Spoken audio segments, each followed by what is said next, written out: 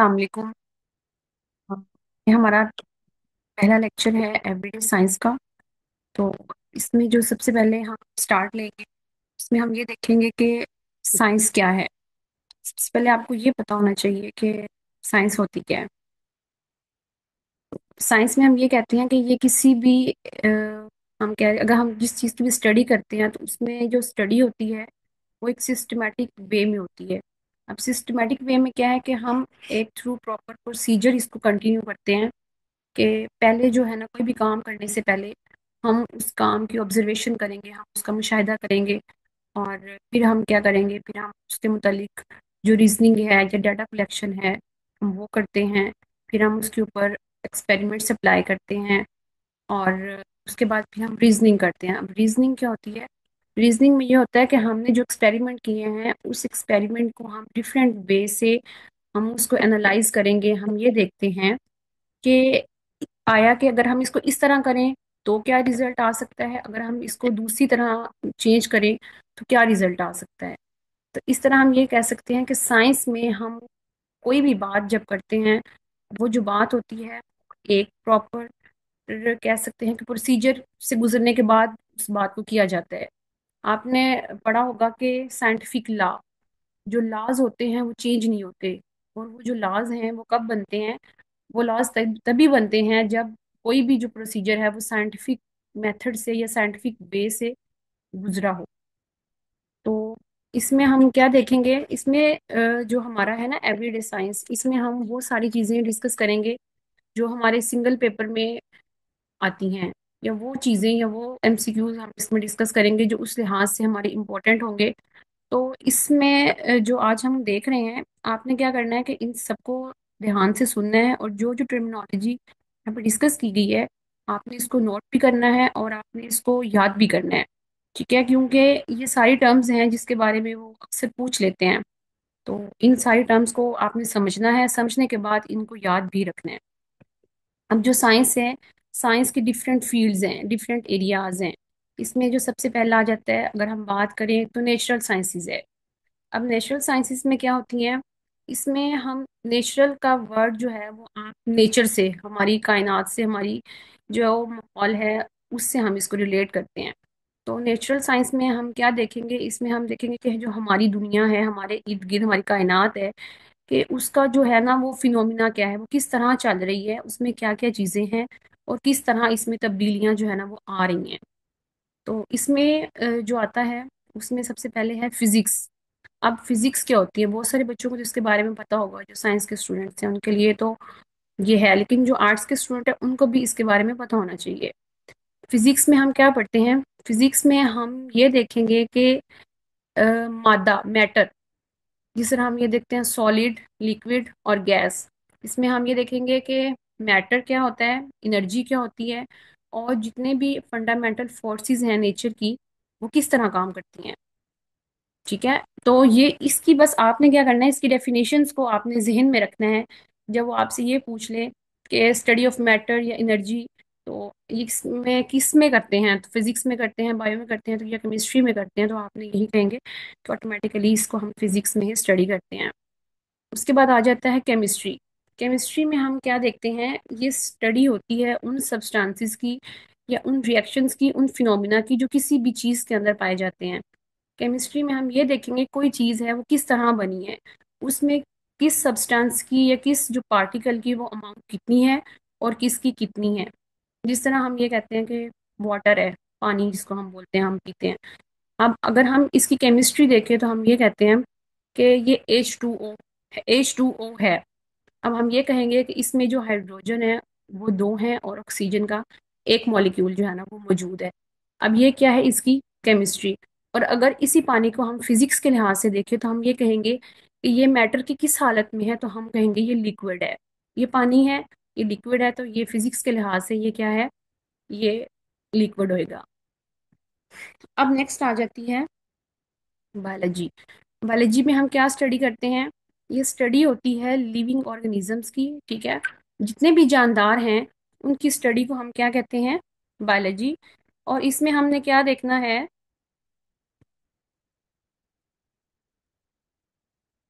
इसमें हम उन और लिविंग ऑर्गेनिजम्स के स्ट्रक्चर के वो किस तरह बना हुआ है, उनका फंक्शन क्या है, और वो किस तरह ग्रोथ कर रहे हैं, किस तरह वो रिप्रोड्यूस कर रहे हैं, और उनकी एवोल्यूशन किस तरह हुई है।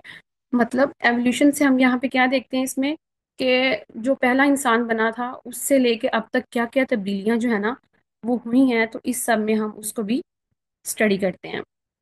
इसके बाद है अर्थ साइंस। अर्थ साइंस में आपने क्या देखना है, इसमें स्टडी ऑफ अर्थ होगी, इसमें हम जमीन का मुताला करते हैं, और इसमें तमाम वो प्रोसेस जिसमें जियोलॉजी, ठीक है, इन्वायरमेंटल साइंसेस, ओशनो जियोग्राफी, ये सारे जो भी ज़मीन के रिलेटेड जितनी भी चीज़ें जिनको हम स्टडी करते हैं उसको हम अर्थ साइंस बोलते हैं। आगे है एस्ट्रोनॉमी। एस्ट्रोनॉमी कहते हैं इल्म फल्कियात को। इसमें हम क्या करते हैं, हम स्पेस को, यूनिवर्स को, और गैलेक्सीज वगैरह को इसमें हम जहाँ स्टडी करते हैं।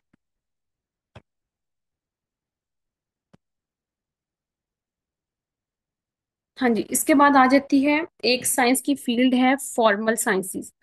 अब फॉर्मल साइंसेस में क्या होती है, इसमें हम फॉर्मल सिस्टम्स देखते हैं। इसमें मैथ्स आ जाती है, लॉजिक आ जाती है, कंप्यूटर साइंस आ जाती है, और स्टैटिक्स आ जाती है। अब जो मैथ है,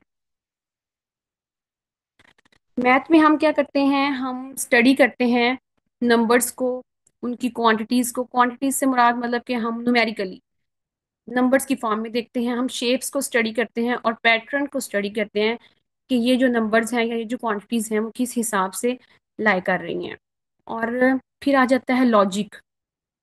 अब लॉजिक क्या है, लॉजिक हम आम जुबान में भी इस्तेमाल करते हैं। हम कहते हैं ये क्या लॉजिक, लॉजिक बेसिकली होती है वो क्या तरीका है, वो क्या स्ट्रेटजी है, ये वो क्या रूल्स, क्या प्रिंसिपल्स हैं जिनको आपने अपनाया है और जिसके ऊपर आप काम कर रहे हैं। इसके बाद है कंप्यूटर साइंस। कंप्यूटर साइंस में हम क्या करते हैं, हम डाटा का स्ट्रक्चर ड्रा करते हैं, हम कंप्यूटेशनल सिस्टम। अब कंप्यूटेशनल सिस्टम से मुराद ये है कि हम डाटा को कंप्यूट, उसको कंपेयर, उसको ये किस तरह करते हैं, किस तरह हम उसको मैनिपुलेट कर सकते हैं, किस तरह हम उसको आसानी से इस्तेमाल कर सकते हैं। और नेक्स्ट आ जाता है स्टैट्स। स्टैट्स में बेसिकली हम क्या करते हैं, हम डाटा को कलेक्ट करते हैं, फिर उस डाटा का एनालिसिस करते हैं। एनालिसिस से मुराद ये हम उस डाटा को हर तरह से देखते हैं और फिर उसकी इंटरप्रिटेशन करते हैं, और बाद में हम उसका रिजल्ट जो है ना वो निकाल लेते हैं। ठीक है, ये सारी टर्म्स जो है ना ये आपने इसी तरह ही याद करनी है, और वो इसी तरह ही उसमें पूछेगा आपसे। इसके बाद है सोशल साइंसेस। सोशल साइंसेस में क्या है, सोशल, जिस तरह हम कह सकते हैं कि ह्यूमन बीइंग जो है ना वो एक सोशल एनिमल है, इंसान को एक सोशल एनिमल कहा गया है। तो यहाँ से आपके माइंड में आ जाना चाहिए कि सोशल साइंसेज में हम वो तमाम बिहेवियर्स या वो तमाम चीजें डिस्कस करेंगे जो एक जानदार या एक क्या कहते हैं इंसान से मुतालिक होता है।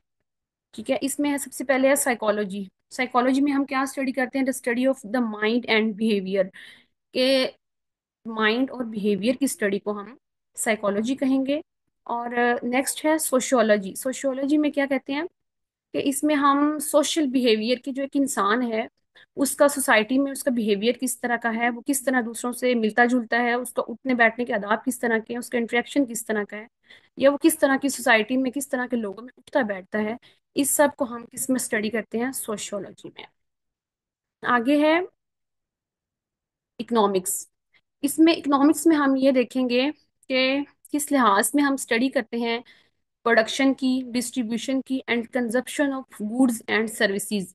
अच्छा, इसमें हमने ये देखना है कि जो इंसान जिस तरह से चीज़ें इस्तेमाल कर रहे हैं, खुराक आप कह सकते हैं, उनके वसाइल, और ये सारी चीज़ें गुड्स वगैरह जितनी भी आती हैं जो हमारे रिलेटेड हैं, जितने भी रिसोर्सेज हैं उन सब की ये देखता है कि प्रोडक्शन कितनी है, हमें ज़रूरत कितनी है, इसका एक्सेस कितना हो रहा है।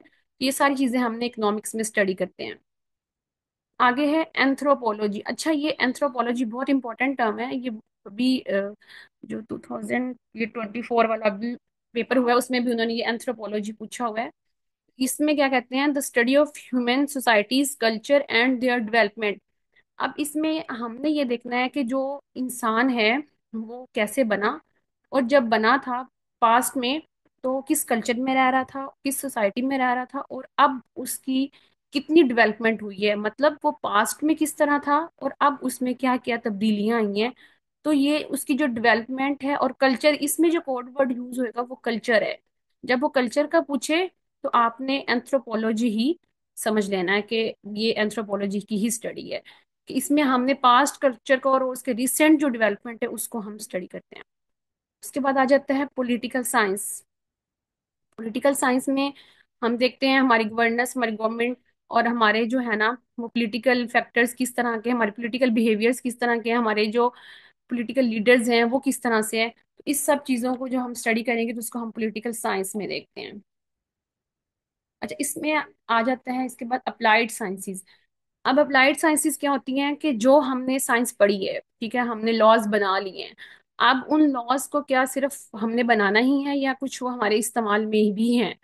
तो जो लॉज हमारे इस्तेमाल में होंगे उसको हम कहते हैं कि हमने अप्लाइड साइंस में उसको ले आते हैं, कि किस तरह जो है ना वो जो नॉलेज को हमने यूज करना है एक नेचुरल वे में, और जिससे क्या हो सके कि जो हमारी प्रैक्टिकल फॉर्म में आ सके और हमें उससे फायदा हो सके। अब जो सबसे पहला यहाँ पे है इंजीनियरिंग। इसमें हम क्या करते हैं, जो साइंटिफिक प्रिंसिपल्स हैं, जो असूल, जो लॉज हमने बनाए हैं, उसको हम इस्तेमाल करते हैं किस चीज़ में, बिल्डिंग्स को डिज़ाइन करने में, मशीन्स को डिज़ाइन करने में, और डिफरेंट जो है ना वो क्या आप कह सकते हैं इंडस्ट्रीज को डिज़ाइन करने के, डिफरेंट सिस्टम्स को डिज़ाइन करने के लिए, उनको बनाने के लिए हम इंजीनियरिंग का इस्तेमाल करते हैं। अब मेडिसिन में क्या है, इसमें हम स्टडी करते हैं, और किस चीज़ को स्टडी करना है मेडिसिन में, जो हमने लॉज, जो हमने एक्सपेरिमेंट्स किए हैं, अब हमने उसको प्रैक्टिस में लेके आना है। इस तरह के कुछ मेडिसिन को यूज करके हम जो है ना वो डिजीज का इलाज कर सके, बीमारियों का इलाज कर सकें, ठीक है, हम बीमारियों को डायग्नोज कर सकें, ठीक है, फिर हम किन दवाइयों का इस्तेमाल करके हम अपने आप को बचा सकते हैं। तो जितनी भी तरह की आप कह लें मेडिसिनल यूज है, मेडिसिन का यूज है, वो आ जाता है इसके अंदर। इसके बाद है एग्रीकल्चर में। अब आपने देखा होगा कि पहले टाइम में साल में सिर्फ 2 फसलें होती थी। अब ये क्या है, अप्लाइड साइंसेस की वजह से ही है कि शॉर्ट टाइम में हम डिफरेंट जो है ना वो क्रॉप्स को कल्टीवेट कर लेते हैं, हम कम टाइम में ज्यादा चीजें जो है ना उगा लेते हैं। तो किस वजह से है, वो एग्रीकल्चर साइंस की वजह से है, जिसने हमें बहुत सारे, हमें क्या कहते हैं आप, ये जो खाद वगैरह होती है, ठीक है, स्प्रे वगैरह, ये उन्होंने हमें बताए हैं कि किन चीज़ों को यूज़ करने से हम क्या कहते हैं कि उसको बढ़ा सकते हैं, हम एनिमल्स को फीड को बढ़ा सकते हैं। ये सारी चीज़ें किस में आ जाएंगी, एग्रीकल्चर के अंदर। उसके बाद आ जाता है इन्वायरमेंटल साइंस। इन्वायरमेंटल साइंस में हम क्या करते हैं, इसमें हम इन्वायरमेंटल सिस्टम, हम अपने माहौल की स्टडी करते हैं कि किस तरह हमारा जो माहौल है उस हमारे ऊपर असरअंदाज हो रहा है, या उसकी क्या क्या एक्टिविटीज हैं, और जितना भी माहौल का असरअंदाज है वो हमने इसके अंदर देखना है, इसका इम्पैक्ट क्या है हमारे ऊपर। इसके अलावा ये देखेंगे हम, ये थी वो सारी फील्ड्स जो हमने अभी तक पढ़ी हैं। इसमें हमने एक पढ़ा, इसमें सोशल फॉर्मल साइंसेस पढ़ी हमने, नेचुरल साइंसेस पढ़ी, फॉर्मल साइंसेस पढ़ी, सोशल साइंसेस पढ़ी, और अप्लाइड साइंसेस पढ़ी। अच्छा, अब इसके अलावा जो साइंस का रोल है ना वो डिफरेंट इंटरडिसिप्लिनरी फील्ड्स में है, मतलब डिफरेंट फील्ड्स में भी वो अपना डिफरेंट तरह से किरदार अदा करती है। अब बायोकेमिस्ट्री, अब यहाँ पे उसने दो तरह की फील्ड्स को आपस में मिक्स कर दिया है। अब जब बायो और केमिस्ट्री दो डिफरेंट चीजें आपस में मिल जाएंगी तो इसमें इसको हम कहेंगे बायोकेमिस्ट्री। अब ये क्या है, ये देख लें बायोकेमिस्ट्री में होता क्या है। इसमें हम किस केमिकल प्रोसेस को देखते हैं किसी भी लिविंग ऑर्गेनिज्म के अंदर। अब वो किस तरह, हम इंसान हैं, ठीक है, हम जानदार हैं, ठीक है, अब हमारे अंदर कितनी मिकदार में पानी मौजूद है, कितनी मिकदार में हमारे अंदर जो है ना वो कह लें कि रेस्पिरेशन हो रही है, कि किस तरह की रिएक्शंस हो रही है, हमारी खुराक किस तरह डाइजेस्ट हो रही है, कौन कौन से केमिकल्स इसके अंदर मौजूद हो रहे हैं, ठीक है, ये सारी चीज़ों को जब हम किस में स्टडी करते हैं, बायोकेमिस्ट्री में स्टडी करते हैं। इसके बाद आ जाता है न्यूरो साइंसेस। न्यूरो, न्यूरो का वर्ड हमेशा आपने याद रखना है, ये दिमाग के लिए इस्तेमाल होता है, ब्रेन के लिए इस्तेमाल होता है। तो जब वो आपसे पूछे कि स्टडी ऑफ नर्वस सिस्टम या स्टडी ऑफ ब्रेन किसको कहते हैं, तो आपने कहना है न्यूरो साइंस को। उसके बाद आ जाता है एस्ट्रोबायोलॉजी।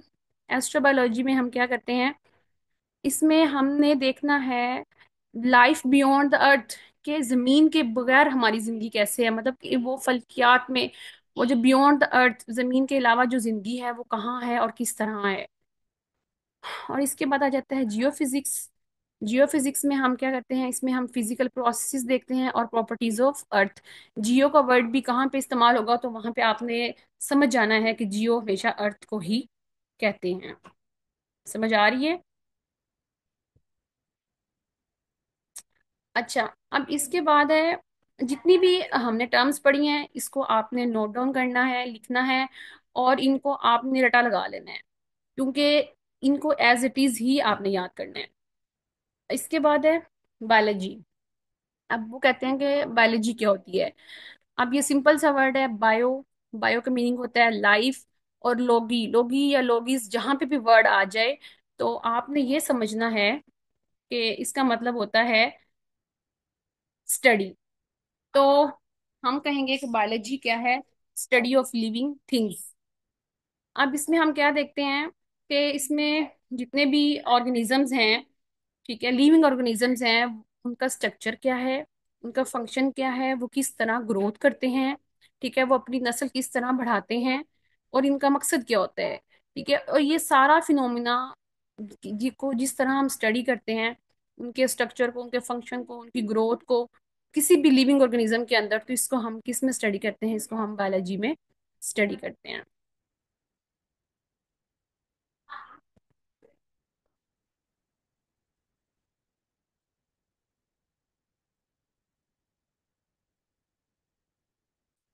अच्छा, इसके बाद ना, ये कुछ टर्म्स मैंने लिखी हैं, इनके बारे में मैं आपको बताऊंगी, लेकिन इनके आगे मैंने कुछ नहीं प्रिडिक्शन परसेप्शन लिखी। इसलिए नहीं लिखी कि इन ये जो टर्म्स हैं वह इससे ज्यादा इंपॉर्टेंट है, और इन टर्म्स को आपने खुद जो है ना वो एज ए नोट्स प्रिपेयर करना है। तो जब आप नोट्स प्रिपेयर करेंगे इसके, तो उम्मीद है कि आपको ये भूलेंगी नहीं। अब बॉटनी में हम क्या करते हैं, बॉटनी में हम स्टडी ऑफ, बॉटनी क्या है, botany is the study of plants. कि प्लांट्स की स्टडी को क्या कहते हैं, बॉटनी। और नेक्स्ट आ जाता है जोलॉजी। तो जोलॉजी किसको कहते हैं, study of animals is called zoology. तो जब हम एनिमल्स को, हम जानवरों को स्टडी करते हैं, उनके फंक्शन को, उनके स्ट्रक्चर को, उनकी ग्रोथ को, तो उसको हम क्या कहेंगे, उसको हम कहते हैं जोलॉजी। अब नेक्स्ट है हमारे पास टर्म, वो है माइक्रोबायोलॉजी। अब आपने, अब बहुत सब लोगों ने सुना होगा माइक्रो, माइक्रो का मतलब होता है स्मॉल, मिनी, छोटा। अब माइक्रोबायोलॉजी में हम क्या स्टडी करेंगे, माइक्रोबायोलॉजी में हम छोटे छोटे जो लिविंग ऑर्गेनिजम्स हैं हम उनको स्टडी करते हैं। अब हमारे इर्द गिर्द जो हैं वो लाखों करोड़ों की तादाद में जो है ना माइक्रो ऑर्गेनिजम्स मौजूद होते हैं, लेकिन वो हमें आम आंख से नजर नहीं आते। अब माइक्रो ऑर्गेनिजम्स, इनको कहा ही इसीलिए जाता है, वो ऑर्गेनिजम्स जो हम, जिनको हम आम आंख से देख नहीं सकते। ठीक है, तो इन ऑर्गेनिजम्स की स्टडी को हम क्या कहते हैं, माइक्रो बायोलॉजी। इसके बाद आ जाता है साइटोलॉजी। साइटोलॉजी जो है ना, ये किसको कहते हैं, ये स्टडी ऑफ सेल को बोलते हैं, स्टडी ऑफ सेल को बोलते हैं। ठीक है, अब जो सेल है ये आपको पता होना चाहिए, ये किसी भी जानदार का basic structural and functional unit होता है। जिस तरह हम कह सकते हैं, हम घर बनाते हैं, तो घर को बनाने के लिए जो बेसिक चीज़ है वो हमारे पास ईंट है।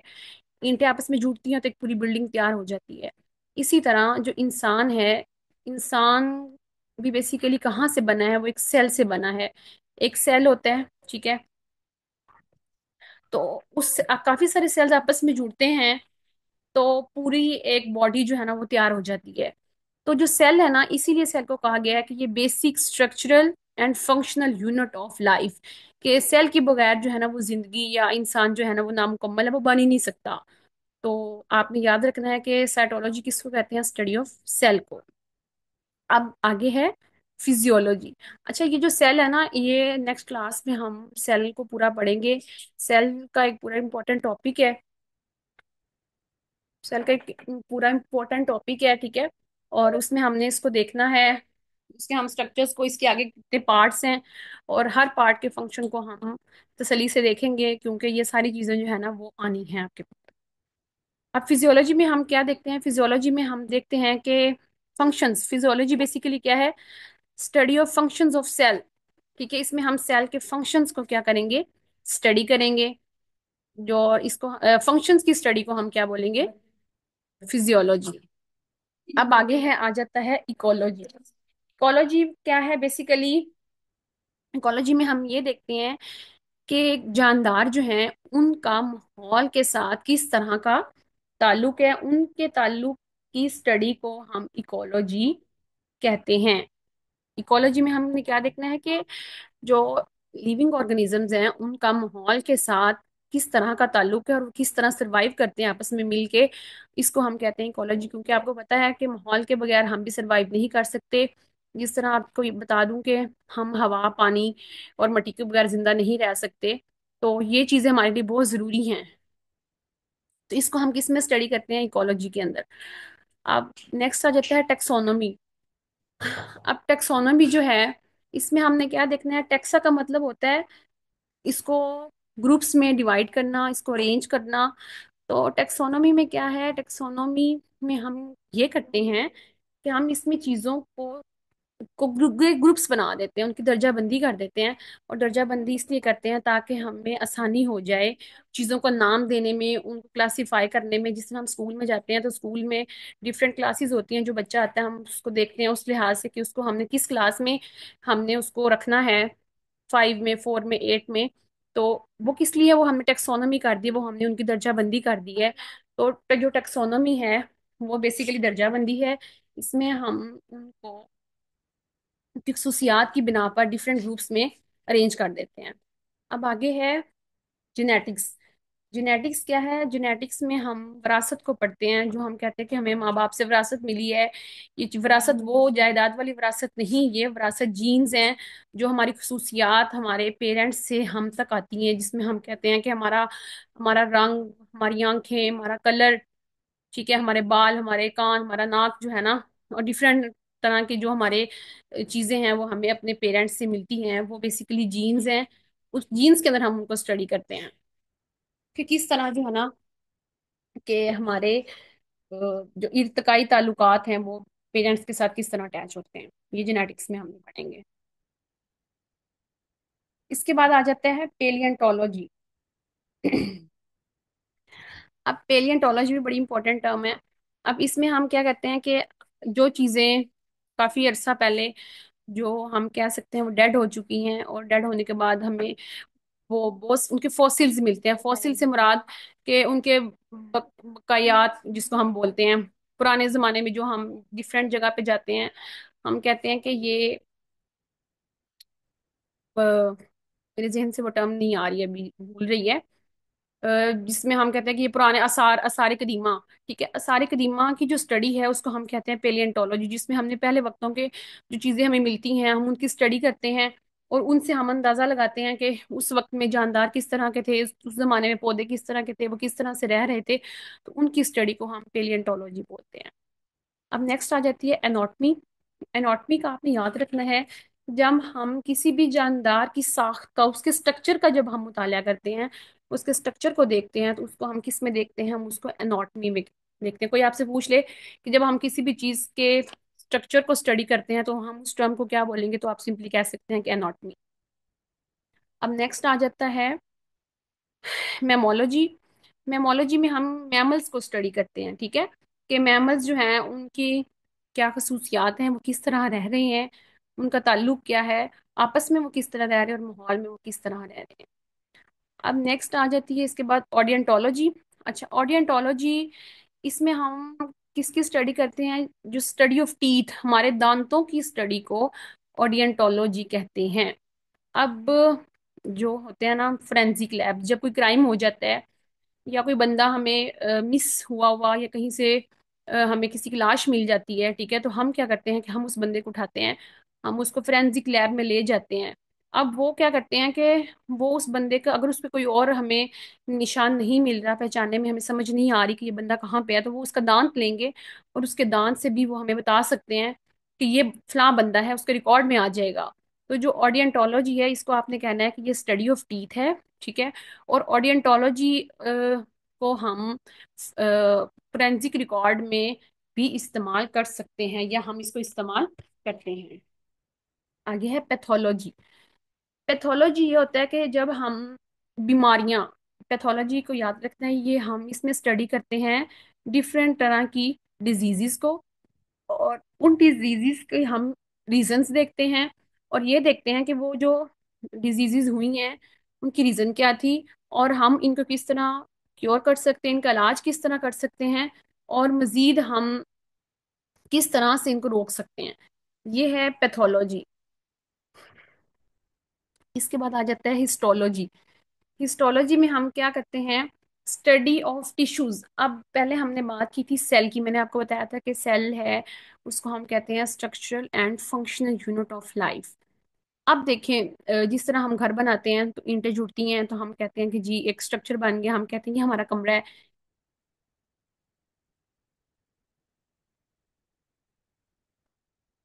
हम कह देते हैं कि ये हमारा कमरा बन गया है, ठीक है, ये हमारा किचन बन गया, ये हमारा ड्राइंग रूम बन गया है। अब इसी तरह जब कुछ सेल्स जुड़ते हैं तो वो क्या बना देते हैं, वो टिश्यूज बना देते हैं। और जब डिफरेंट टिश्यूज हमारी बॉडी में जुड़ते हैं तो वो ऑर्गन्स बना देते हैं, अज़ा बना देते हैं। ठीक है, तो जो स्टडी ऑफ टिश्यूज होता है उसको हम कहते हैं हिस्टोलॉजी। अच्छा, इसके बाद आ गया है पेट्रोलॉजी। अब पेट्रोलॉजी में हम क्या करते हैं, जो चट्टानें होती हैं उन चट्टानों की स्टडी को, रॉक्स की स्टडी को हम क्या कहते हैं, पेट्रोलॉजी। अब हमने क्या देखना है इसमें, हमने क्या स्टडी करना है कि जो ये चट्टान है, ये रॉक है, इसकी साख्त क्या है, ये रेतली है या ये वो मट्टी वाली है, या ये किसी और क्या कहते हैं केमिकल की बनी हुई है, इसमें कौन कौन सी खसूसियात शामिल हैं, ये कौन कौन सी केमियाई तब्दीलियां इनके अंदर हो रही हैं, तो उन स्टडी ऑफ रॉक्स को हम कहेंगे पेट्रोलॉजी। इसके बाद आ जाता है एग्रोस्टोलॉजी। एग्रो, अब एग्रो का वर्ड भी एग्रीकल्चर से है, ये हमने इसको थोड़ा सा पहले भी डिस्कस किया और टर्मिनोलॉजी के हवाले से, लेकिन इसमें हमने क्या देखना है, इसमें तमाम वो चीजें जो ज़रात से मुतल्लिक होंगी, फसलों की पैदावार से मुतल्लिक होंगी, उनकी मवेशी किस तरह पालने हैं, हमने अपने ज़राई वसाइल को किस तरह बढ़ाना है, हमने कौन सी नई टेक्नोलॉजी को इस्तेमाल में ला के हम क्या कहते हैं अपनी प्रोडक्शन को बढ़ा सकते हैं। तो जितनी भी एग्रीकल्चर से रिलेटेड चीज़ें होंगी उसको हम एग्रोस्टोलॉजी बोलते हैं। इसके बाद आ जाता है कॉस्मोलॉजी। कॉस्मोलॉजी जो वर्ड है ये कायनात के लिए, कॉस्मोलॉजी का कायनात के लिए इस्तेमाल हुआ है, कि कायनात की स्टडी को, फल्कियात की स्टडी को, सियारों की, सितारों की स्टडी को हम क्या कहते हैं, कॉस्मोलॉजी। ये सारी टर्म्स जो हैं इनको आपने याद रखना है, और अच्छे तरीके से इनको याद रखना आपने। समझ आ रही है यहाँ तक? किसी का कोई क्वेश्चन हो?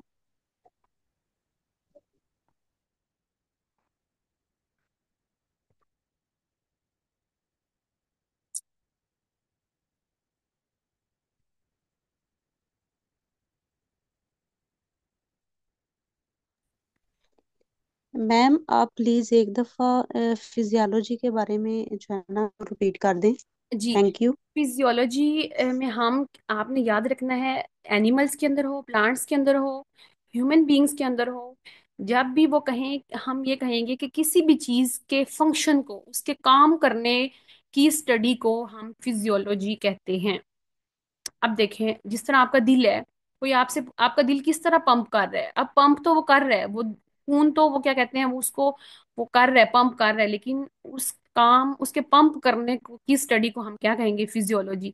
मतलब किसी भी चीज के काम करने को जब हम पढ़ते हैं तो उसको हम कहते हैं फिजियोलॉजी, उसके फंक्शन को, उसके काम को। समझ आ गई?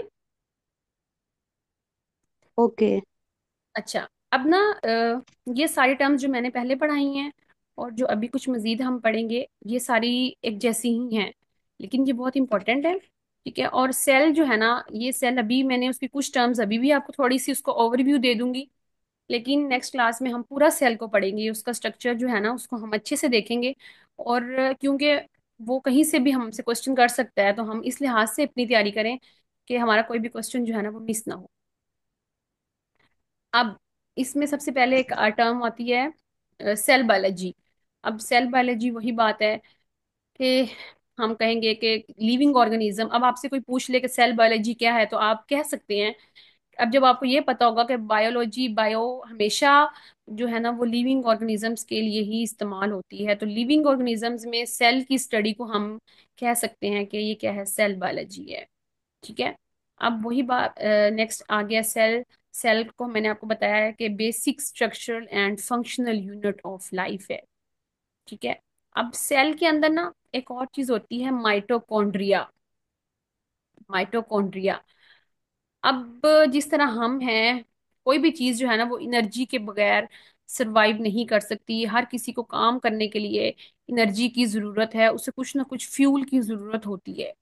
चाहे हम इंसान है, जब हम भी कुछ खाएं पिएंगे नहीं तो डेफिनेटली हम काम करना छोड़ जाते हैं, हमारी जो है ना वो सलाहियत खत्म हो जाती है।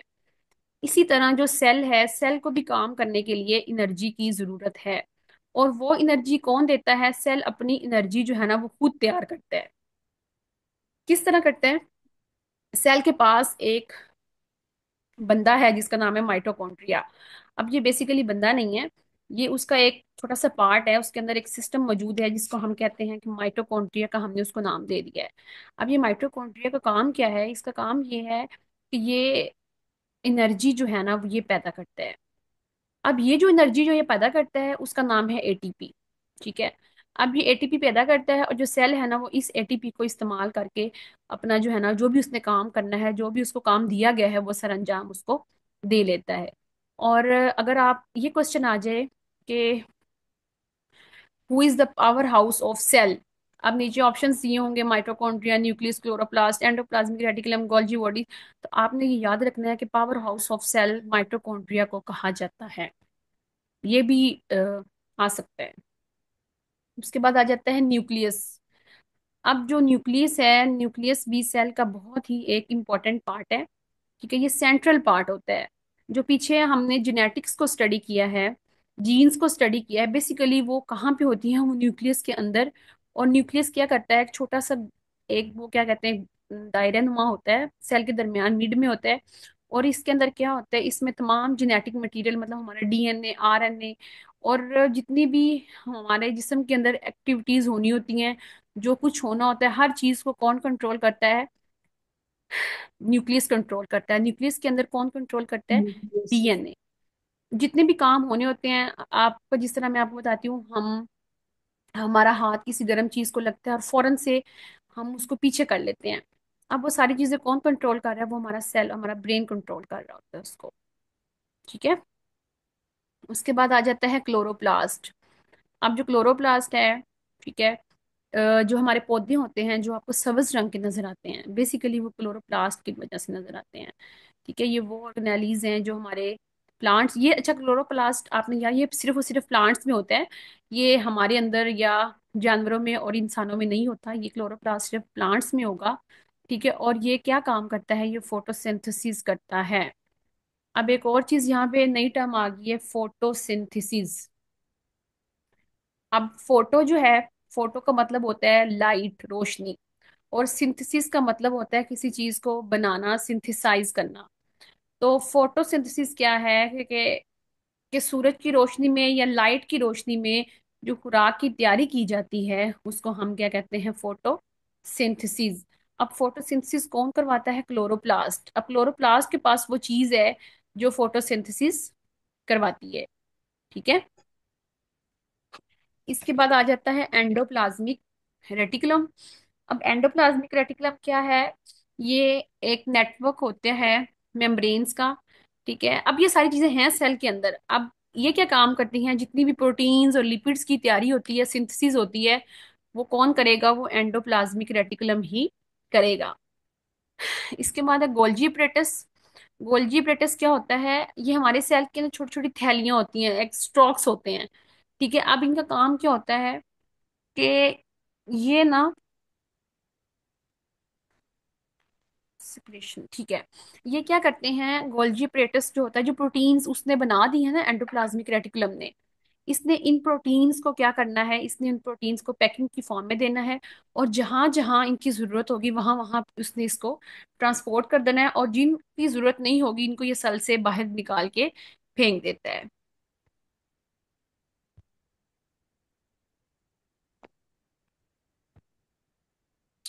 अच्छा, इसके बाद है जेनेटिक्स। जेनेटिक्स मैंने आपको बताया था, इसमें हम जीन्स की स्टडी करते हैं। अब जेनेटिक्स के अंदर कौन कौन सी चीजें होती हैं? एक जीन होता है, एक अलील होता है, और ठीक है, जीन क्या होता है? एक सेगमेंट होता है, एक टुकड़ा होता है डीएनए का, ठीक है, जो रिस्पॉन्सिबल होता है किसकी सिंथेसिस में? प्रोटीन की सिंथेसिस में। जीन क्या करता है? ये इस जीन होता क्या है? ये एक छोटा टुकड़ा होता है डीएनए का, और इसका काम होता है कि इसने प्रोटीन की सिंथेसिस करनी है। ठीक है, अब जो अलील है, अलील क्या है? Alternative form of a gene.